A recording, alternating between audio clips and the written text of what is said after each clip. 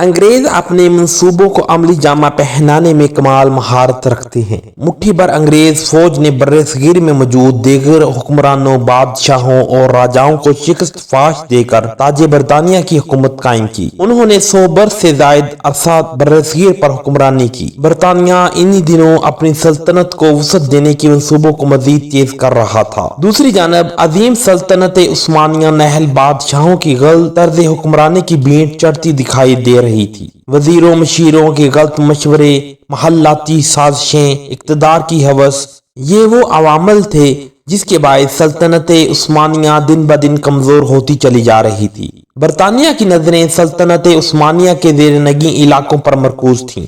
برطانیہ سائنس اور ٹیکنالوجی پر بھرپور توجہ و سرمایہ کاری کر رہا تھا۔ اس نے اپنی فوج کو جدید ترین بحری جنگی جہازوں اور اسلحے سے لیس کرنا شروع کر دیا تھا۔ ترک جدید اسلحہ سازی اور دیگر سائنسی ایجادات میں برطانیہ سے بہت پیچھے رہ گئے تھے۔ سلطنت عثمانیہ کی سب سے بڑی خامی یہ تھی کہ اتنی بڑی سلطنت میں انٹیلیجنس کا کوئی محکمہ نہ ہونے کے برابر تھا۔ بادشاہ تک درست معلومات اس وقت پہنچتی تھیں جب پانی سر کے اوپر سے گزر چکا ہوتا تھا۔ 20ویں صدی کے دور میں یورپ بھر میں صنعتی انقلاب برپا ہوا۔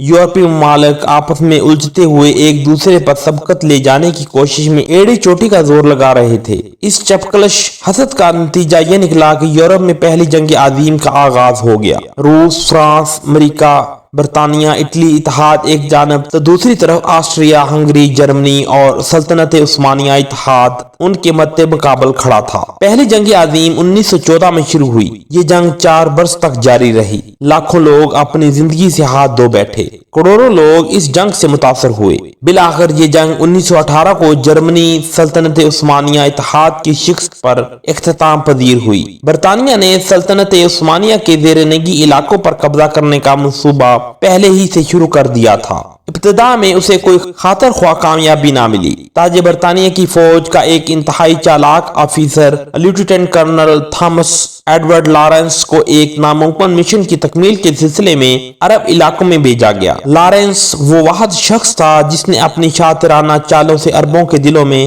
ترکوں کے خلاف نفرت کی آگ بھڑکا دی۔ لارنس نے 1911 میں بصرہ کے ایک ہوٹل میں اپنا خفیہ ادارہ قائم کیا۔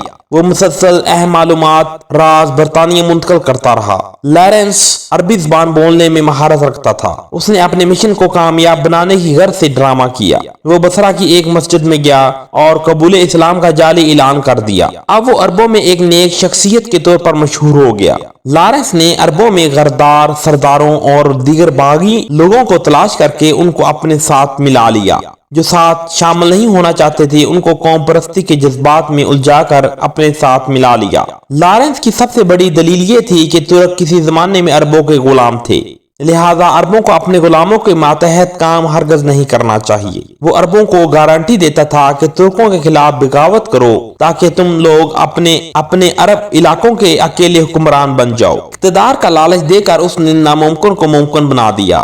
سلطنت عثمانیہ 3 بر اعظموں میں پھیلی ہوئی تھی۔ سلطنت عثمانیہ کی بنیاد ارطغرل غازی کے بیٹے عثمان نے 1517 میں رکھی تھی۔ بعد ازاں آنے والے بادشاہوں نے اس سلطنت کو اتنی وسعت دی کہ اس کا رقبہ مشرقی یورپ، شمالی افریقہ اور مشرق وسطی تک پھیل گیا۔